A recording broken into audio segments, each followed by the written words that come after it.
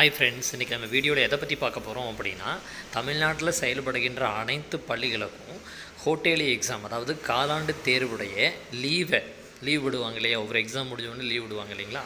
So அதோட லீவை வந்து extend பண்ணியிருக்கிறத பற்றி, அதோட தெளிவான நியூஸ் என்ன அப்படிங்கிறத பற்றி தான் நம்ம பார்க்குறோம். ஸோ கவர்மெண்ட் என்ன கொடுத்துருக்காங்க அப்படின்னா, பள்ளிக்கல்வித்துறை வந்து என்ன நியூஸ் வெளியிட்டிருக்காங்க அப்படின்னா வந்துட்டு, பள்ளிக்கல்வித்துறையின் கீழ் செயல்படும் அனைத்து அரசு உதவி பெறும் மற்றும் தனியார் துவக்க நடுநிலை உயர்நிலை மேல்நிலை பள்ளிகள் காலாண்டு தேர்வு விடுமுறை முடிந்து